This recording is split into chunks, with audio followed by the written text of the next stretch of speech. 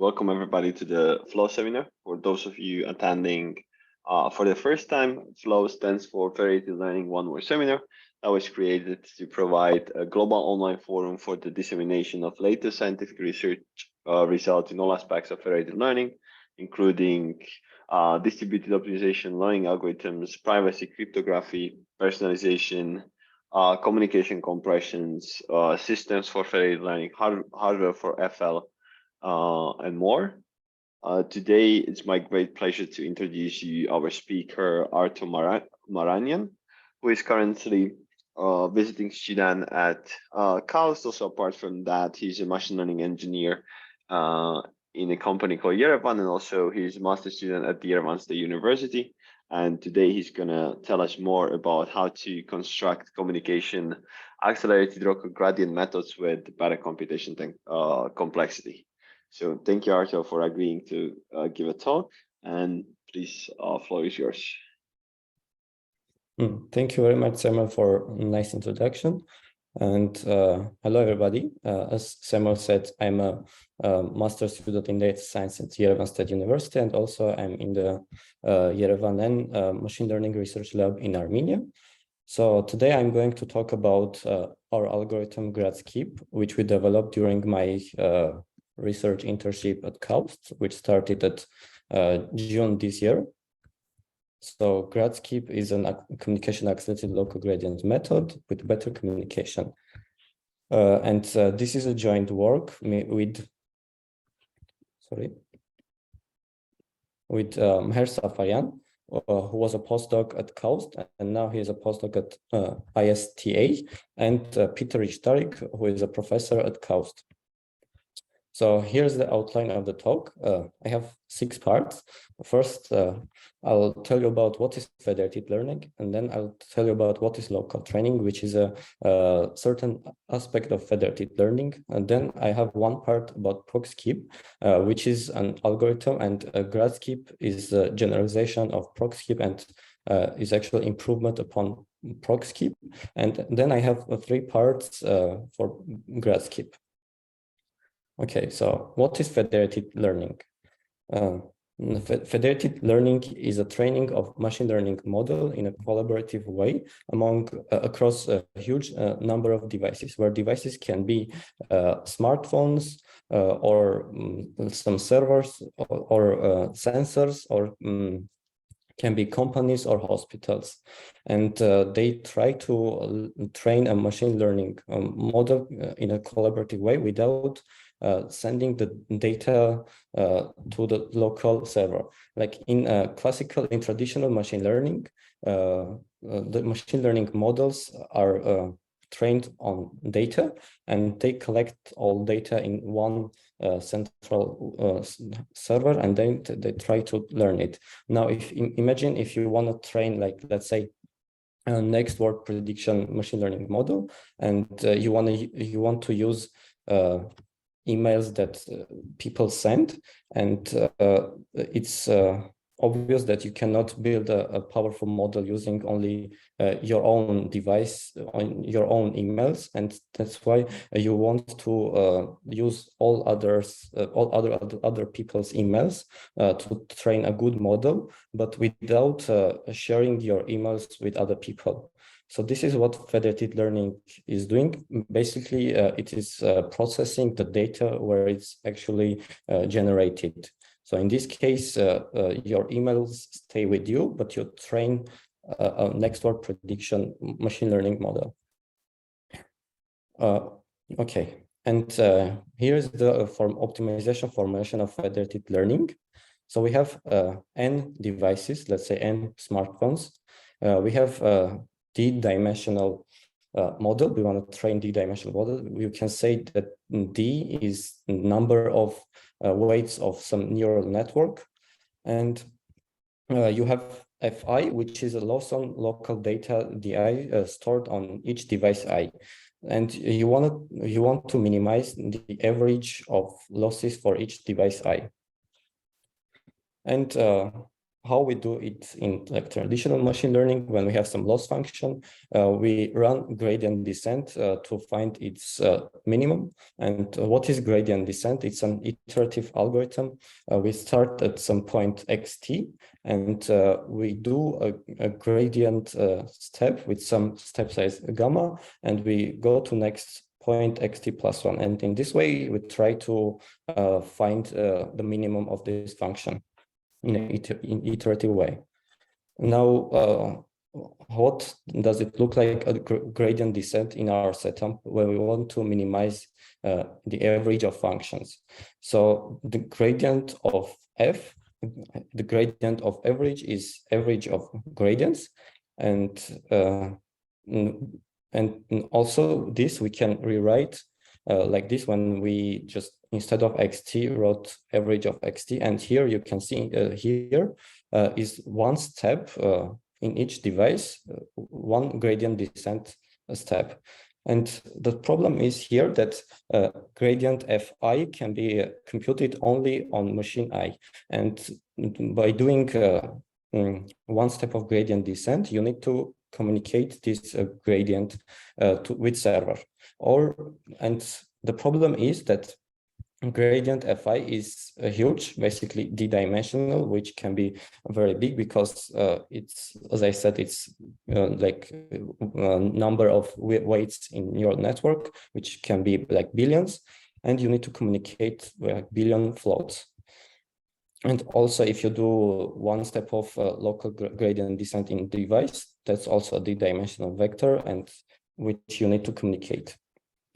So here I illustrate what is distributed gradient descent in like free worker setup, where we have like three workers. Each worker has his own fi, loss on the data. We have a server, and how does one iteration of gradient descent, distributed gradient descent looks like? So each worker receives xt from the server, and they copy this current model xt, and they do one step of gradient descent. And then they send the average to the server. Server averages them, not average, current iterate to server. Server averages them. And as I said, this average is just one step of gradient descent with this function f. And then a server broadcasts this new model xt plus 1 back to workers, and then they start doing this process again.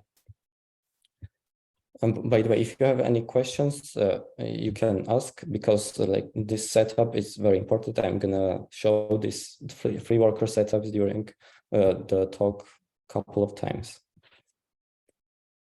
Okay. Now,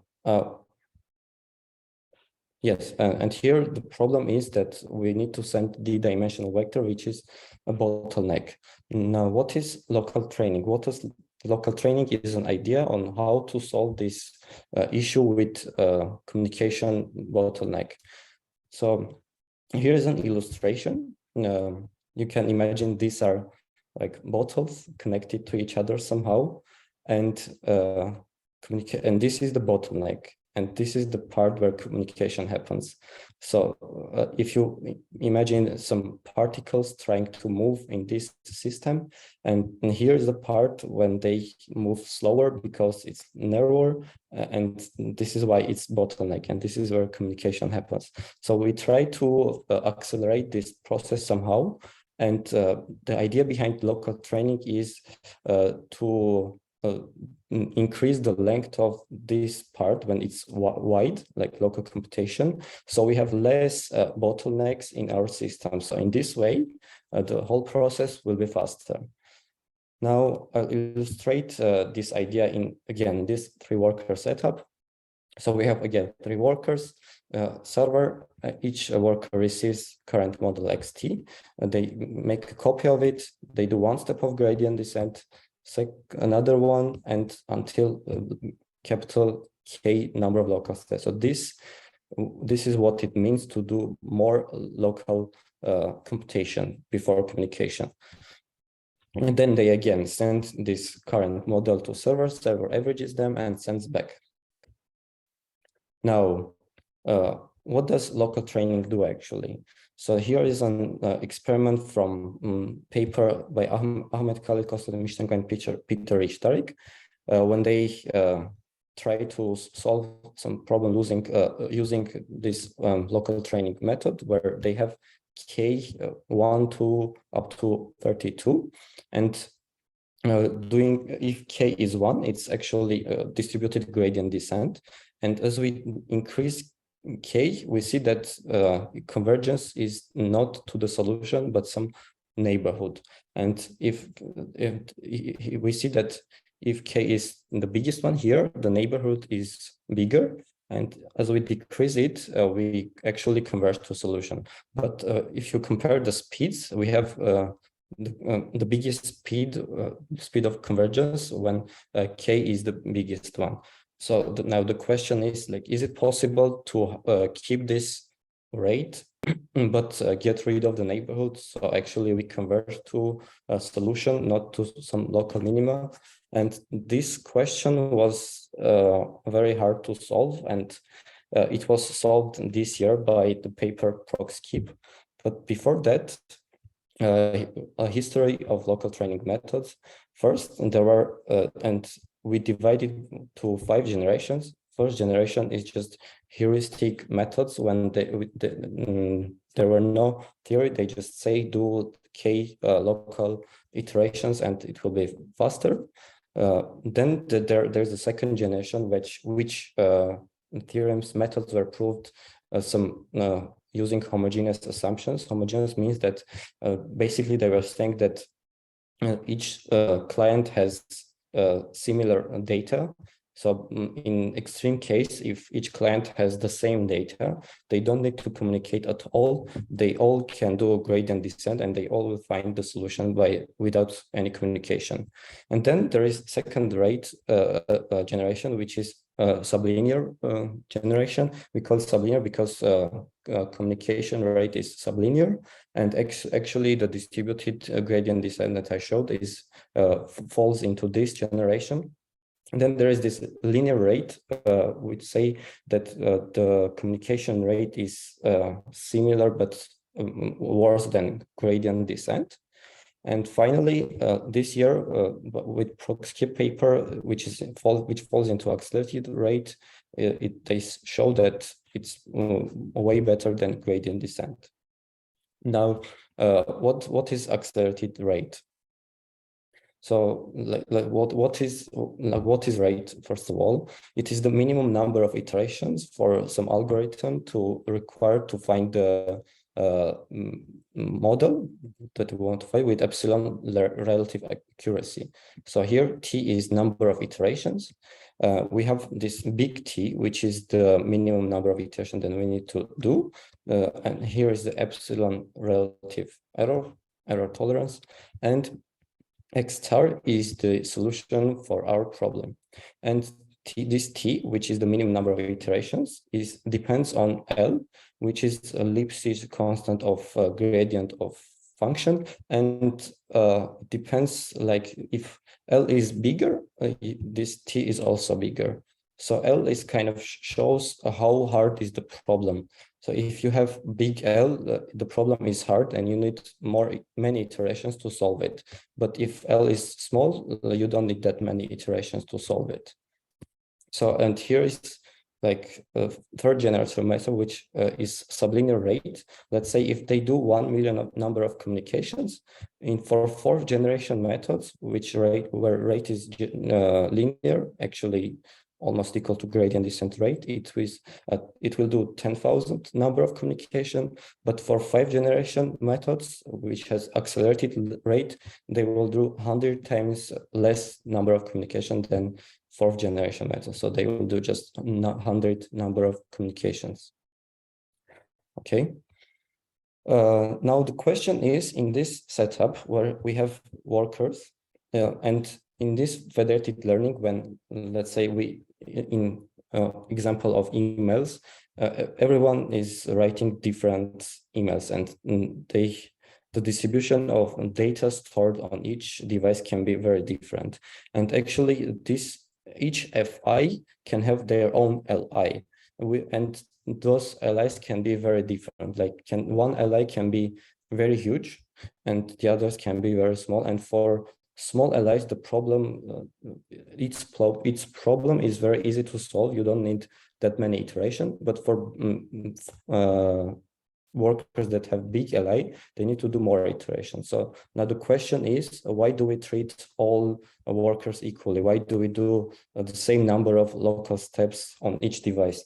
And this is actually what ProcSkip does. It does the same number of iterations on each worker, and this is what GradSkip try to solve.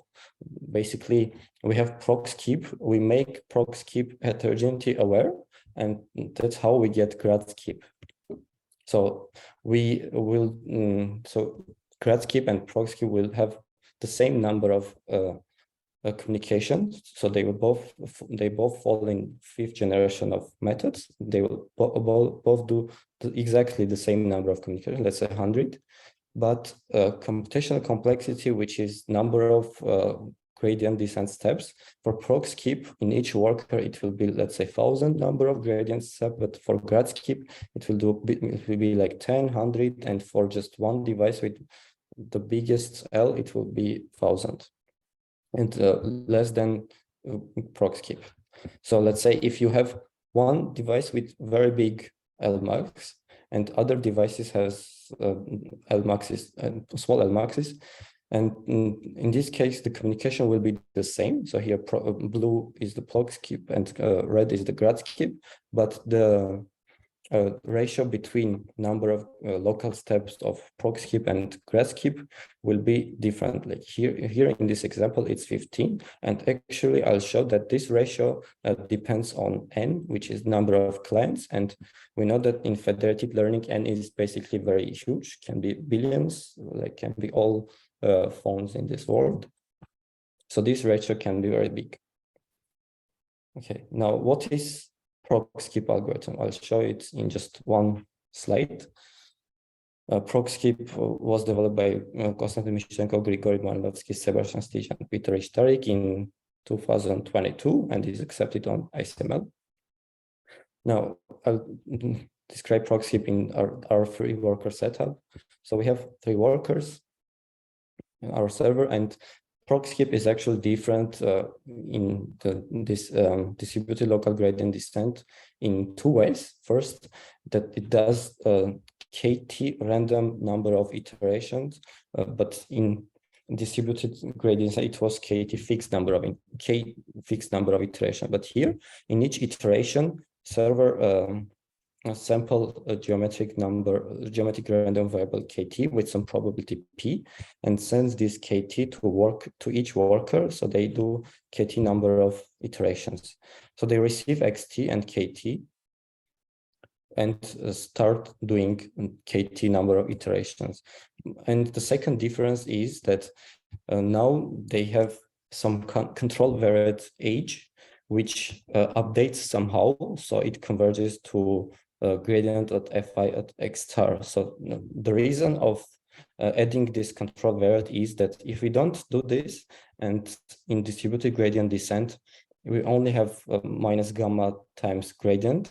So if the server sends X star, which is the solution, a gradient Fi at X star is not 0. So if you do K number of local gradient descents at point X star, it will actually drift away from the solution. But that's why you want something here that if you do local steps at point X star, so it will be here gradient F1 X star minus something. That's something, if it's X star, they will cancel each other out and you will not drift away from the solution. So this is the idea behind this control variable, and this is how ProcSkip solves the issue of converging to neighborhood.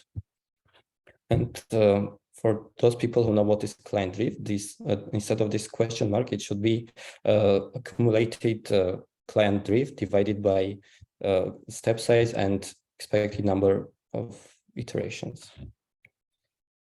Okay, so after doing KT random number of local steps, they send current model to server again averages them and sends back.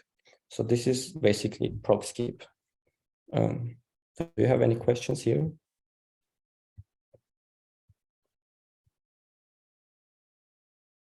Okay. Now, what is GradSkip? Again, I will show GradSkip again in this 3-worker setup. So we have 3 workers, and now we try to use the information that each worker has different LIs, and we want to give each worker freedom to choose how much work they need to do, they want to do. So they don't do the same number of local iterations in each local steps in each iteration.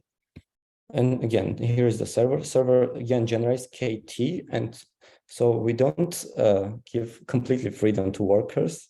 Let's say we give a freedom and then take it away by this KT somehow. So they so the freedom here is this part.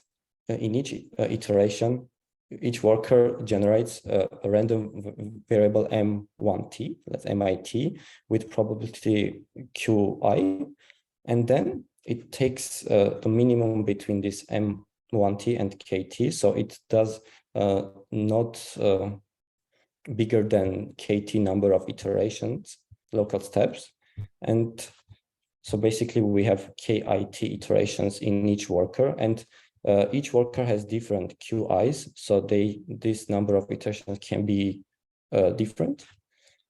So after generating this random variable and taking the minimum, they just do KIT number of iteration in each worker. So you can see they are different. And then after doing this, they send the current model to server. Server again averages them and sends back to workers again. Okay, any questions? And here also we have control variable, which is again kind of updated in some way as in ProcSkip, and is also it's the reason of this control variable is also to get rid of the neighborhood. So it also converges to gradient fi at x star. I have just one quick clarification question. Like if you have different number of local step per worker, then you have to do some step size rescaling, or or all of them run the same step size? No, all of them have the same step size. That's important, yes. Okay. Because there are some papers, they do different number of local steps, but they decrease the step size. So they actually do just the same number of local steps. But here we have so kind of like a balancing of progress, right? What? So those other papers, like they do balance the progress such that kind of like everybody does the same work in a sense. So Yes. so here you don't need it, right? No, we don't need it. We have the same step size for each worker, and they actually do different number of local steps depending on their smoothness constant. But then there is this.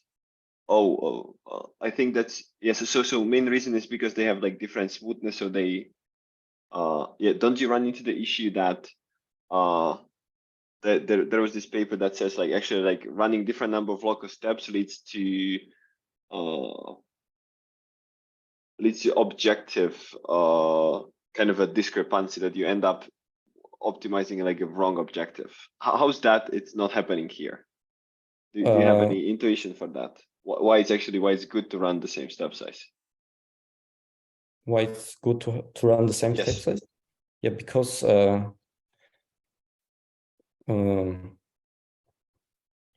well, the functions in each worker has that it's different. They actually need to do different number of local steps. That's why we don't rescale it. So we have the same. So after they average, they actually do with, let's say, the same step size of gradient descent in this f, which is the average of each function. Okay. I see. Yeah. Thank you. Okay. Now, how we did this actually, that each worker does different number of local steps.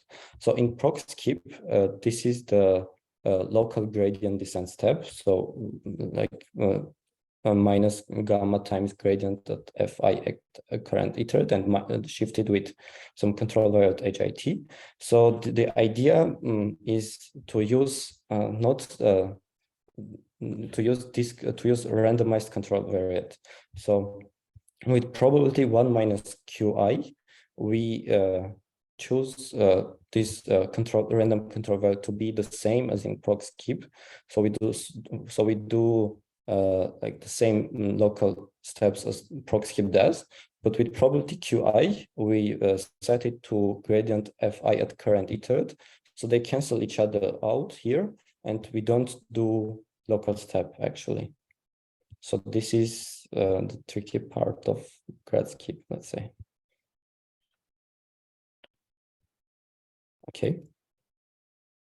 Now, GradSkip theory. We have the same assumption as in ProcSkip. We have that each function fi is Li smooth and mu convex.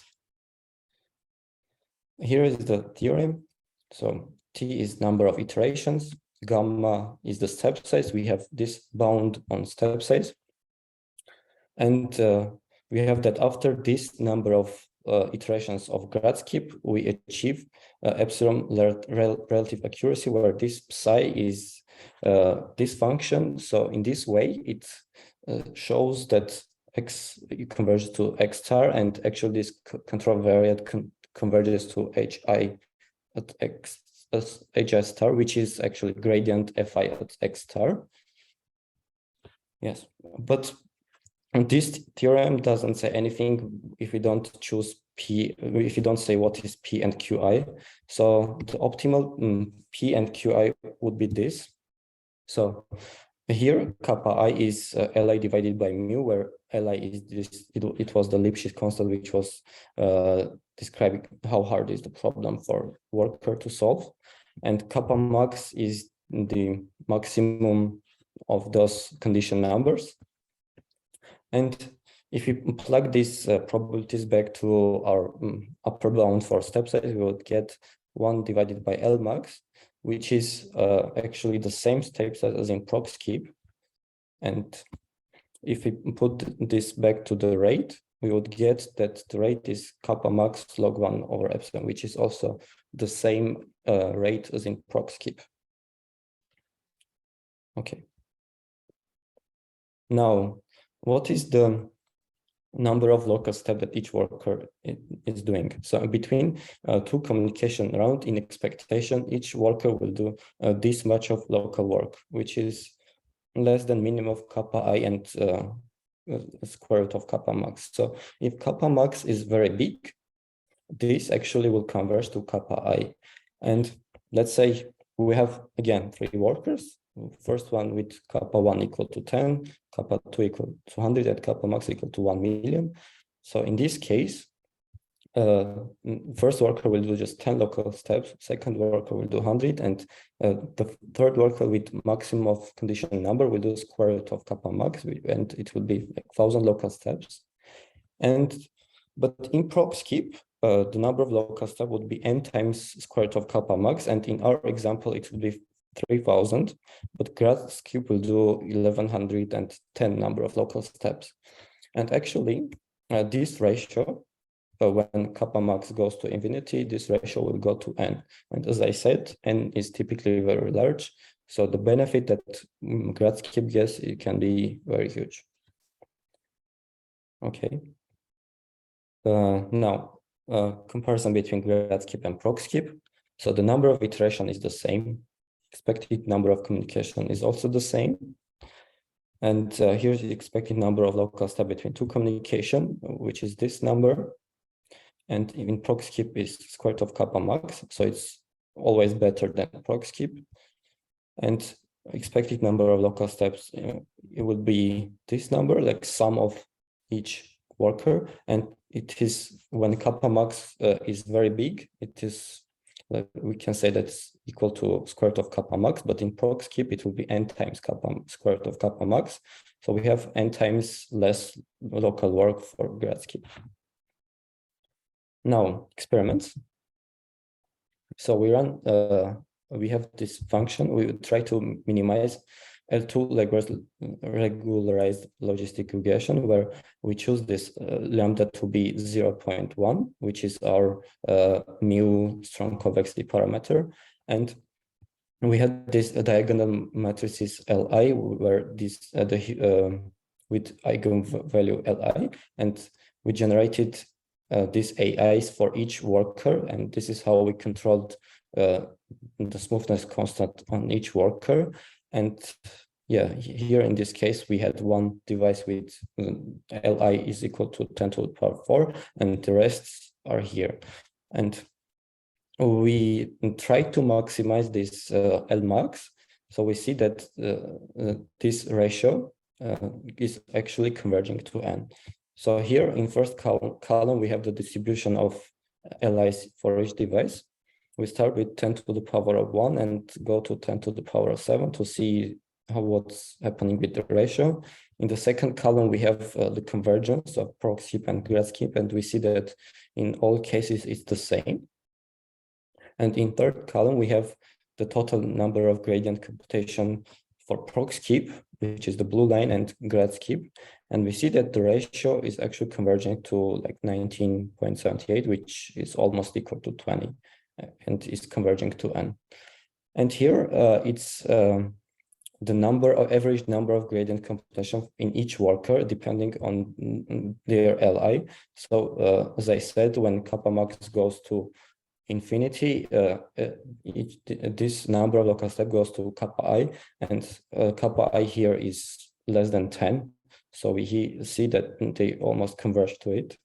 And here they are always less than 10. And we have only one device which has the biggest Li, and it is doing the same number of local steps as in ProcSkip. These blue dots here are the number of steps that each worker does in ProcSkip. Okay, and we have another experiment where we kept this L maximum to 10 to the power of 7, and we increased the number of workers to see to get bigger ratio. And here again in the second column we have that the convergence is the same, but the ratio is up to 62 here, and the fourth column is again the same. Okay, so a recap. What is so GradSkip is a ProcSkip plus heterogeneity awareness. So we made ProcSkip heterogeneity aware. So basically, we used the fact that each worker has different LIs, and for some workers it's easier to solve the problem, and for others it's hard. And we use that each worker do different number of local steps. So GradSkip is a generation of ProcSkip, and actually if Qi is equal to 0 for each worker, they will do the GradSkip will be equivalent to ProcSkip. And GradSkip has the same communication rate as ProcSkip, which was this square root of kappa max times log 1 over epsilon. GradSkip is local training algorithm that allows devices to take a different number of local steps. GradSkip is the first algorithm that benefits from allowing clients to take a different number of local steps. What does it mean? That as Samuel said, we don't rescale step size. So we have the same step size, and actually they are actually doing the different number of local steps, and we benefit from it. But there are some papers that say we decrease the step size, so they just do the same number of local steps and they don't benefit at all from it.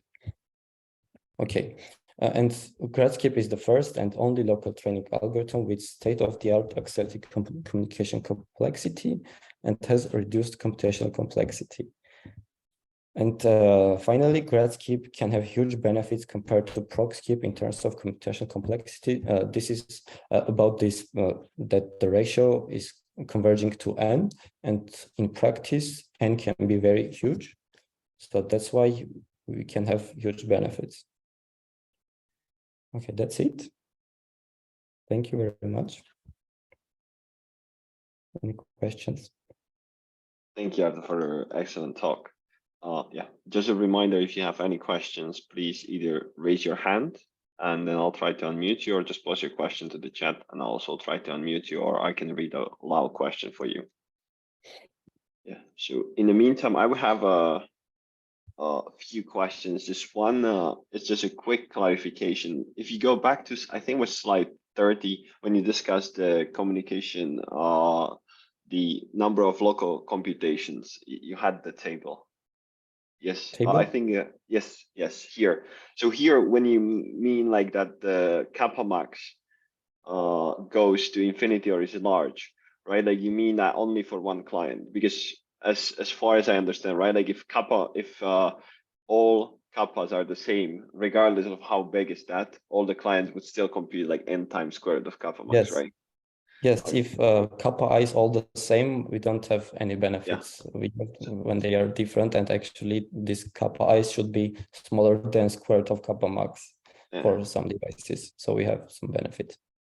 So then actually like this equality, this approximate equality holds like when one of them is really big and one of them do like essentially all the local computations, right? Like rest is doing like constant work, right? Yes. Okay. Yeah. Then let me see whether there are any questions or not. Yeah, at the moment I don't see any, so I'll have two more and then I'll let others to ask. Yeah, so yeah, for the practical running of the algorithm, right? Like usually like what you need to know is like you need to only tune the step size, while if you don't know the smoothness. While here you actually like kind of, in order to fully benefit, you should know what's the ratio of smoothnesses per client, such that you can actually benefit from not computing gradients locally. So do you have any idea or any like heuristic how to run this in practice, let's say on neural networks where you can hardly compute what's the local smoothness constant? Yeah, so yeah, that's maybe a problem for every algorithm that like we try to prove, but because in every algorithm, gradient depends on the smoothness constant. Yeah. Right, and we need to know that to choose the optimal step size. And as far as I know, there are some algorithms that try to approximate this smoothness constant, and maybe we can run that, and that's how we can choose the smoothness step size. Yeah, because what I meant, like for instance, like for ProcSkip, you really need to know just Lmax, right? And that's the step size you're going to take. Well, for you, is actually in order to benefit, you have to estimate n constants, not just one. Yes, but you do it in each worker, right? Okay. But in ProcSkip also it's Lmax. You need to also compute each Li, so you can then you choose Lmax, right? Yeah. And yeah, so and maybe the last one. So I think it was one of the earlier slides where you discussed this like 5 generations of local methods. So it's more like for the future. So since you already presented a method that is accelerated and also is able to adapt to the heterogeneity, so do you think that there is a potential for like a 6th generation of these local training methods? And what would be kind of the result? Like what would be kind of the improvement that you would expect to get if you kind of introduce the 6th generation? What do you think that could be? If you have any ideas on that. Yes, so there is a huge problem with these local training methods, which is that there is this algorithm which is accelerated gradient descent, and it has the same communication rate as these 5 generation accelerated methods, and they run like gradient descent. They do just one step in each, they just do one local step. And I think the 6th generation would be try to beat accelerated gradient descent somehow. And maybe the idea would be try to accelerating ProcSkip, or let's say GradSkip, to achieve that 6th generation methods. Thank you. Thanks for the questions.